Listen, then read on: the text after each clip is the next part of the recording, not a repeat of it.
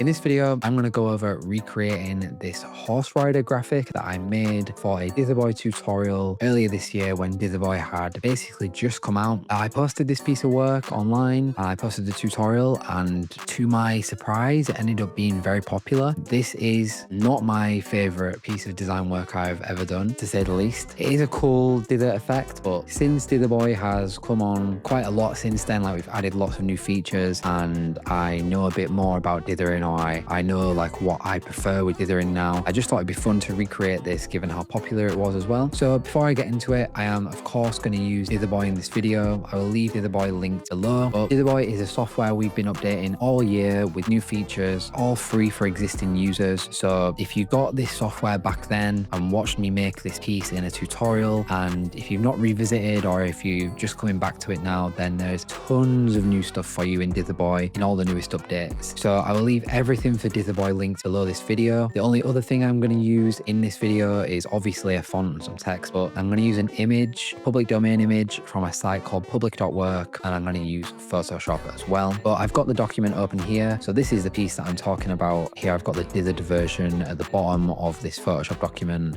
And then I've got the setup that I did before here. So you might notice when you look at this graphic that there are two dithering algorithms at work here. This one on the text is like a Bayer ordered or a Bayer dither of some sort. I don't remember what settings I used at the time. And then this one up here, I believe it's like an Atkinson or Sierra, probably not Floyd Steinberg, but it is a diffusion dithering algorithm. So if you don't know what you're looking at, then you might miss that. But yeah, the horse rider is dithered using a diffusion algorithm, and then the text and the logo here are dithered using an ordered dither. And then obviously I tie them together in Photoshop with a little bit of texture, and I added some glow as well at some point too in the original. But here I've got the text and the image. So I'm just going to start by scaling my image up here. If you're curious, I got this image, as I said, from public.work. And if you just type in musket, you'll have to do a little bit of scrolling around to find it, because this site, the way it sort of displays search results is a little bit mad. It's very cool, but kind of hard to find things more than once on here. But if you have a look around, you'll find it. Or you can obviously pick another one. You don't have to do the exact same image as me. But yeah, Dithering pairs really well with this sort of genre of image. And I think it's because old games, old retro fantasy games obviously were like medieval inspired, fantasy inspired, and they used dithering. So I think the nostalgia from pairing a like medieval type image with dithering comes from the cultural memory, I guess, we've all got of old games. I don't know. Anyway, I'm just going to save a copy of this in 1080 by 1350 just so I'm dithering at the same scale as my text here. If you download this image at full size and then you're working in 1080 or whatever for your text, you're going to want to import them similar scale so that the settings don't massively differ when you're dithering in Dither. The scale in Dither does rely or tie in with the size of the image. So this is the kind of explanation that really will only make sense if you've already done that and experienced that. But I'm here in Dither 4.3, likely a new update very soon by the time you see this, because I messed up my timings with recording these videos, but it is what it is. I'm just going to drag in the horse rider now, and having a look before, this is what I got before. So I've not decided yet whether I will go for something similar or not, but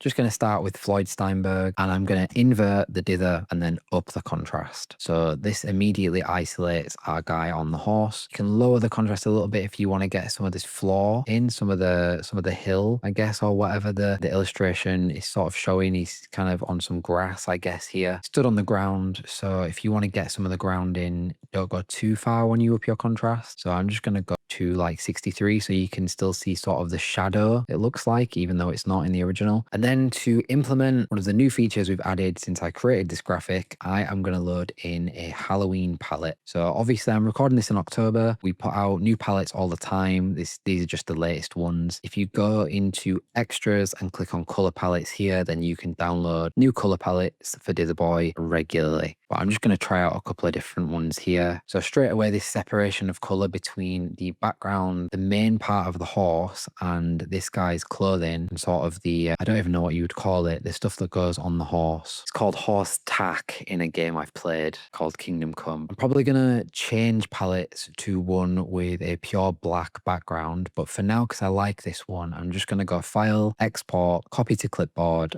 and then come in here and just paste that. So I've got it. And then I'm just going to have a look around for another palette here, maybe in the acid graphics category. Again, you can download this one as well. I gain nothing from you downloading it. I'm not bothered if you use the same ones as me. I didn't make this video to try and promote the palettes, but if I take the depth a little bit further, mess with the midtones a little bit, we can get this like tricolor going. So very dark gray, well, sort of medium gray, pink and like hot pink here, making up the horse, which is also pretty cool. So I'm going to save that one just by pasting it into my PSD as well. And let me go for one of the new algorithms as well. So as well as these color effects, we added a glitch category after I made that horse dither. So all these are new. None of these were here before as well. One that probably looks insane on this is the waveform dither. If I lower the depth for this one and go with like a little bit of a more safe color palette, let me go for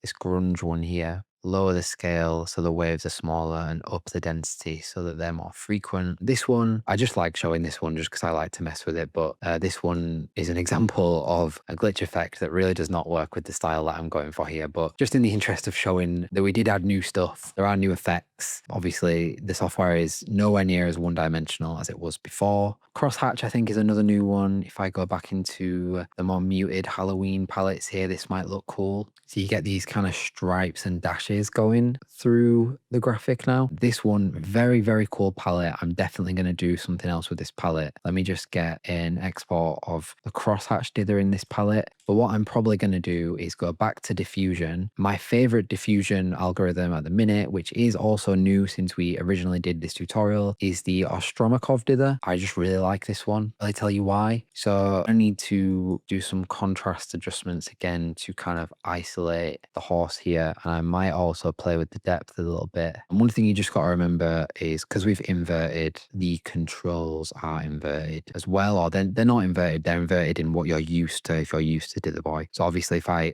up the threshold slider here, it's going to get darker because we've inverted, if you know what I mean. So anyway, I'm going to grab a few here. I'll just try and talk you through any like notable ones that I do, but this palette called Costume I think is my favorite one here. And so I'm going to probably go for this one. So now I've got a dithered horse graphic. I need my typography. So I'm going to go and hide all my exports in Photoshop and re-enable the logo and the text. So this font is called Blackside. If you are eagle-eyed, you will notice that it says personal use only. I did go and buy it before I uploaded the tutorial originally, and I will try and find and try and remember the name of the creator and link them below this video. But I'm going to save a copy here. I might try more than one font, but I'm going to save a copy here just with this font. And then I'm going to go for, I'm going to try like a Futura one. And I'd usually spend a lot longer writing or coming up with what's going to go on a poster. But just because obviously I can't sit here all day and record. Just going to have to get rid of the Dither Boy bit at the bottom because that's bothering me. But I'm just going to go with that, even though it doesn't really roll off the tongue or it's not very memorable. And I'm going to save this as like an alternative version. So back into Dither Boy now, and I'm going to import my version 1 here.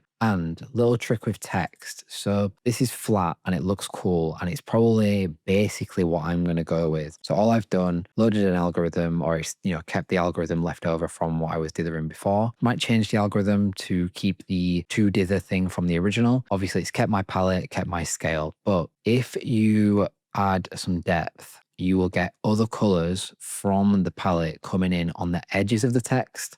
And the reason for this is if I just pull in this JPEG file that I just saved, obviously this looks black and white, but images aren't perfect and nothing's pixel perfect. You can't get these hard lines on a like mathematically perfect level, pixel to pixel, especially when it's this complex typography, you know, lots of shapes and strokes, and there's lots going on here. I don't know that my mind's blanking on the proper terms for all the typography terms here, like the calligraphy terms of it all. But anyway, if I zoom in, you will see that in fact, there is a lot of gray on the edge. And so when you up the depth on your dither, that gray is interpreted as being in the middle here. So you can just get some more color coming through into your text just on the border. And depending on what font you chose, if you went for something that doesn't have as much sort of curvature in the letter forms and stuff, if you just add a tiny little bit of blur, then you will get some of that coming through as well. So even if you're just going for dithering something really simple, the difference between this version and a 2-depth 0 blur version, in my opinion, looks a lot better with the depth, basically, is all I'm trying to say. So again, I'm just going to do the export to clipboard. I've got to zoom out and delete that JPEG that I brought in here, paste that in, and I'll do one in another algorithm like I said I would. So we'll go to Bayer ordered. And if I lower the contrast down, you get the pattern coming in as well. Inverted, this looks pretty cool too. So actually, if I reduce the blur on this one, do high contrast and copy to clipboard, save that one. And then I'll just do one more since I started it just then. So no invert, lower contrast, and you get some of the dots from the Bayer algorithm coming through as well. So now if I import the alternative text here, you'll see when I up the depth, get a similar sort of thing happening, add a little bit of blur. Honestly, don't love this one now. This one doesn't look too bad, but yeah, not a massive fan of this one. But I will at least bring one of them in so that I can say that I made 2 versions in a tutorial. So now you've got a couple of different algorithm options for the horse, and you've got a couple of different algorithm and font options for the text.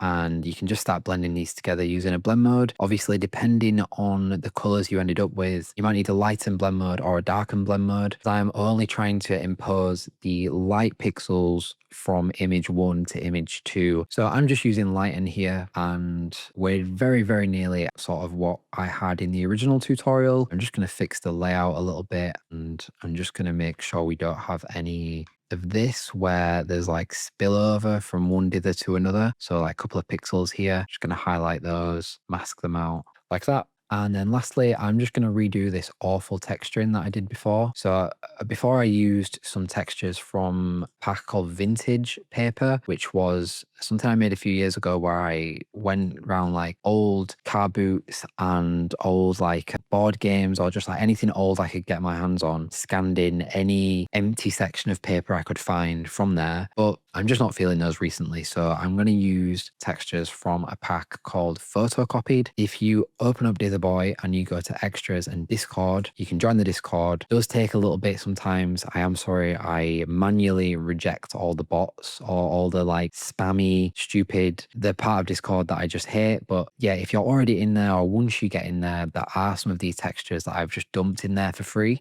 Because obviously I appreciate if you've already got Ditherboy and you're watching a Ditherboy tutorial and you're however many minutes in, and then, you know, I'm using like a paid asset, that's probably a bit annoying. So you can always just go there and get some of these textures if you want. All I'm doing here is just moving like the black point of the texture so that we're not losing any of these green shades here on the horse. And I've set the blend mode to lighten. This is our like foundation texture that's going to texture the background. And then I'm going to bring in a lighter texture to finish it off. Blow that up just bigger than the canvas. And then we change the blend mode on this one to, I'm going to go for divide just because I want something that interacts through the horse graphic as well. So if you ask me, this one is a million times better than the absolute crap that I ended up with earlier this year. I way prefer this one. Looks loads better, but it does kind of make sense that it looks loads better when you consider all the stuff that we've added now to Ditherboy. It should look better. If it didn't look better, then I think maybe we've done something wrong with the updates. But yeah, I sort of mainly did this video just to like right the wrong, because whenever anyone references that graphic to me, I kind of just don't like it. So yeah, now I've redone it and I can feel better about it next time someone might ask me about it. So thank you for watching this video. Something new for Ditherboy is on its way very, very soon. So whenever you're watching this, if you're watching this when the video's just come out, then there is either a new update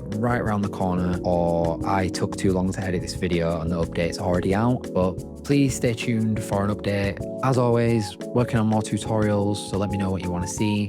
I will throw up on screen some of what I got out of this process today. And other than that, I will see you in the next video.